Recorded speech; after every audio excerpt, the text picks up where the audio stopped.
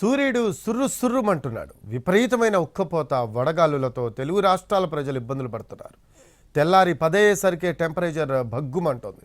చిన్నపిల్లలు, వృద్ధులు అవసరమైతే తప్ప బయటకు రావద్దని వైద్యులు సూచిస్తున్నారు. తెలుగు రాష్ట్రాల్లో ఎండలు మండిపోతున్నాయి. మార్చి నెలలోనే గరిష్ట ఉష్ణోగ్రతలు 40 డిగ్రీలకు పైగా నమోదవుతున్నాయి.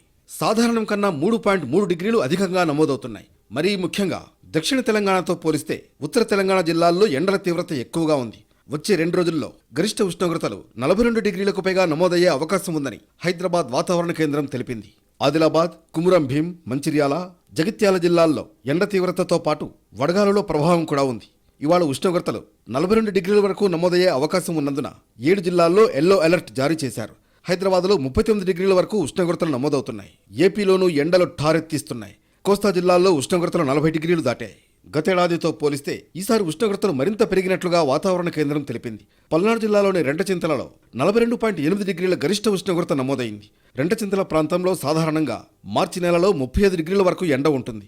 ఈసారి మాత్రం మార్చి మధ్యలోనే 42 డిగ్రీలు దాటిపోయింది. దాంతో రానున్న రోజుల్లో పరిస్థితి ఎలా ఉంటుందోనని అక్కడి జనం ఆందోళన చెందుతున్నారు.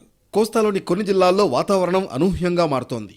ఉదయం నుంచి సాయంత్రం వరకు ఎండ తీవ్రంగా ఉంటోంది. మార్చిలోనే భానుడు తన ప్రతాపంతో టాప్ లేపేస్తున్నాడు.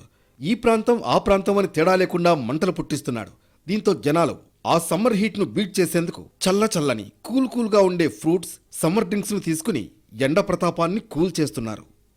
మరోవైపు వేడి తీవ్రత అధికంగా ఉండడం వల్ల డీహైడ్రేషన్, తలనొప్పి, నీరసం, గుండెపోటు ప్రమాదాలు పెరుగుతాయి అంటున్నారు వైద్య నిపుణులు. అవసరమైతే తప్ప బయటకు రావద్దని సూచిస్తున్నారు.